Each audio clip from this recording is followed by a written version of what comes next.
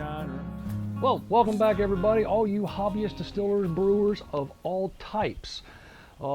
Today's video is going to be on the temperature control, and because temperature control is so critical in our hobby, and it's so misunderstood. So here I'll preface this by saying that when you start working with temperature, the rational thought process doesn't necessarily fit the problems that you encounter. I know that probably doesn't make sense. Let me explain. Now, it doesn't matter if you're using, and we've all had this experience, if you're using propane as an example, let's use a still as an example, and you find out that you're chasing that temperature. It's going crazy, and it does that. Or if you're using a PID for that proportional integral derivative control. Remember, the PID only knows what you tell it. And it's the same thing with your propane. Your propane burner only does what you tell it. So when you increase or decrease, you're telling it what to do.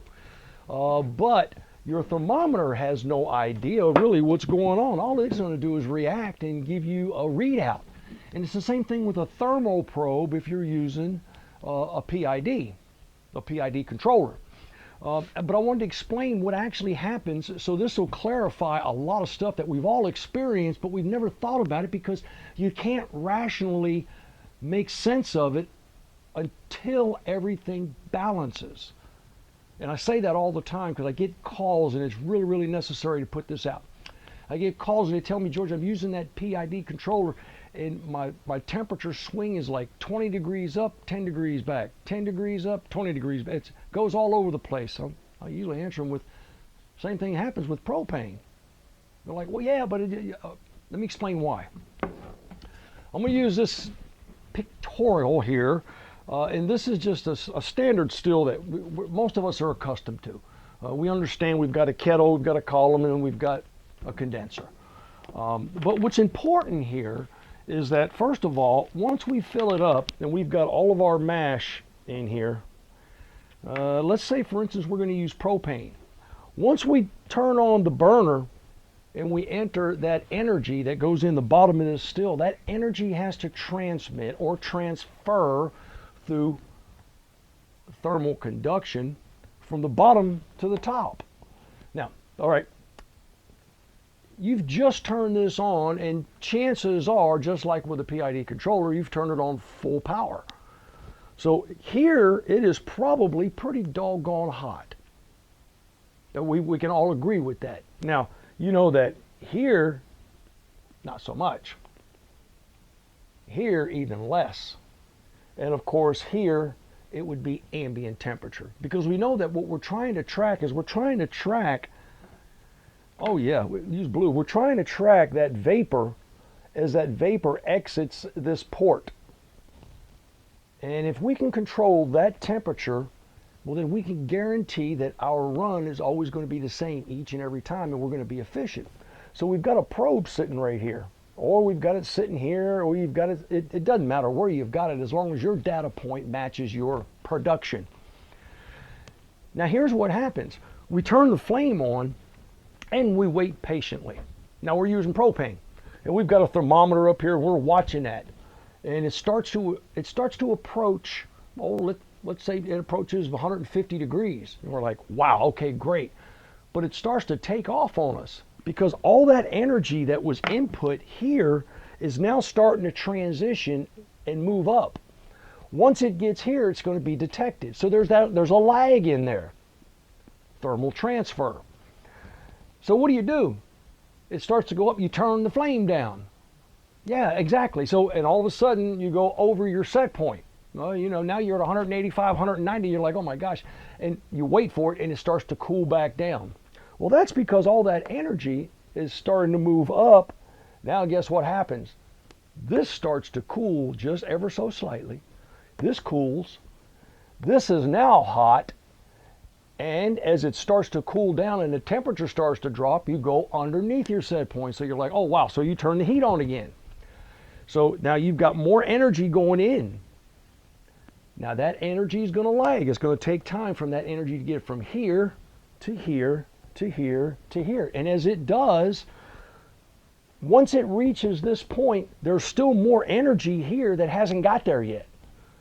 So you go, oh, okay, I'm at set point, so you turn the flame down.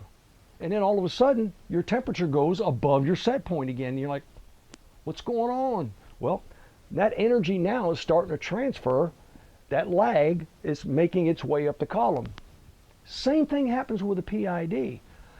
All the way up until the point that you balance your kettle and your column at the same temperature. How do we do that? You'll hear me talk about this all the time. Set your temperature for 130 or so-ish. Turn it on if you're using a PID or if you're using propane. And let it sit there until it balances. As in, it doesn't go up or it doesn't go down. It just kind of fluctuates, stays right there, and it balances. That means that, remember, if you put energy in here and there's a difference in temperature of that energy here, here, and here, it's going to transfer at a different rate.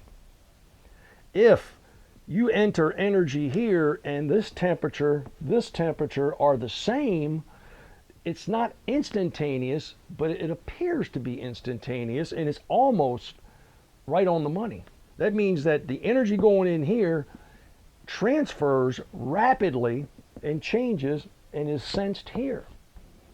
And that's how a PID is going to work. That's how your thermometer is going to work. That's how you're going to run with your propane, is you're going to wind up with a balanced column and kettle, and then you can control the temperature. Up until that point, we're doing what we call chasing the temperature.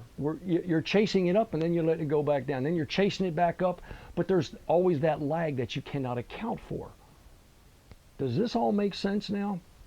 See, and it's rather simple. That's why I say that if you think about heating up a still rationally, it doesn't make it, you can't rationalize it and make sense out of, well, I just turn the heat on, and then when this gets to that temperature, then that's what the temp. No, it's, you've got more heat here, more energy here than you do here, until all of this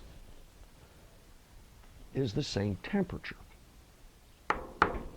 So please, in the future, before you have any other those challenges, and you'll know that, and I've had people call and they'll tell me, yeah, you know, once I got it balanced, by golly, you know, a PID will keep you within 0.2 of a degree, up or down. That's really, really minute. You can be just as precise with propane, but it takes a real steady hand with that knob. So these are just things that I'd like for you to understand, so that we can get over the hurdle of actually starting a still up. There's nothing different with any kind of heat source that you use. This same process must still take place. So I wanted to explain that to you today. And finally, we are on our way. We're making headway on Mike's PID for Mike, our blind distiller, who's doing great, by the way.